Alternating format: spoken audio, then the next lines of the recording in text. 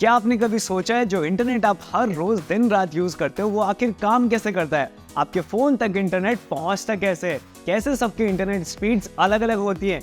क्यों सबके recharge plans अलग अलग होते हैं? और आखिर इंटरनेट का मालिक कौन है? तो चलिए आज हम इसकी डिटेल में बात करते हैं और आपके सारे डाउट्स क्लियर करते हैं। देखिए, इंटरनेट चलता है ऑप्टिक फाइबर केबल से। अब सवाल आएगा कि फोन से तो कोई केबल अटैच भी नहीं है, पर जिस मोबाइल टावर से आपके फोन में नेटवर्क आता है वहां से लेकर आगे तक सिर्फ केबल्स ही लगी है।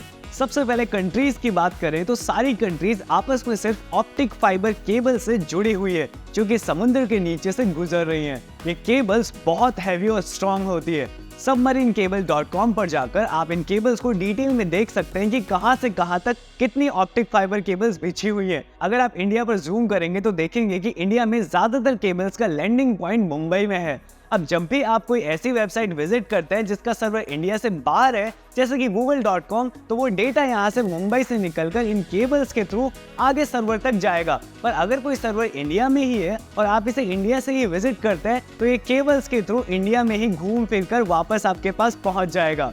मुंबई के अलावा चेन्नई में भी लैंडिंग पॉइंट्स है, तो इस तरह से सभी कंट्रीज आपस में कनेक्टेड होती हैं। रिलायंस जियो ने एशिया, अफ्रीका, यूरोप में खुद की केबल्स बिछा रखी हैं, इसलिए वो फ्री में इंटरनेट दे पाते हैं क्योंकि ये उनका वन टाइम इन्वेस्टमेंट है। तो टीयर 1 कंपनीज इस तरह से केबल्स बिछा कर रखती हैं। इसके बाद बात आती है टीयर 2 कंपनीज की। आपकी कंट्री में तो इंटरनेट आ गया, पर आके उसे पूरी कंट्री में कौन फैलाएगा? तो ये काम होता है टीयर 2 कंपनीज का, जैसे कि एयरटेल, वोडाफोन, जियो वगैरह। इसके अलावा टीयर 3 कंपनीज भी होती हैं जो आपके लोकल एरियाज में इंटरनेट सर्विस देती है।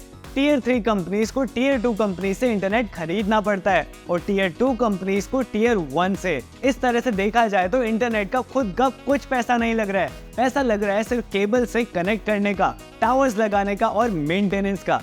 अब बात करते हैं स्पीड की। तो देखिए, हर टावर की बैंडविड्थ अलग अलग होती है और वो फिक्स होती है। जैसे मान लीजिए आपके घर के पास वाले टावर की बैंडविड्थ की कैपेसिटी 100 Mbps की है और आपके एरिया में सिर्फ 5 जने उसे यूज कर रहे हैं, तो सबको 20 Mbps की स्पीड मिल जाएगी। पर अगर कल आपके एरिया में 5 जने और आ जाते हैं तो वही 100 Mbps बैंडविड्थ 10 जनों में डिवाइड होंगी, उस हिसाब से सबको 10 Mbps की स्पीड मिलेगी, जो कि पहले 20 Mbps थी। उम्मीद करता हूँ वीडियो आपको जरूर पसंद आया होगा। अगर पसंद आया हो तो वीडियो को लाइक जरूर करें और इस चैनल को सब्सक्राइब करें।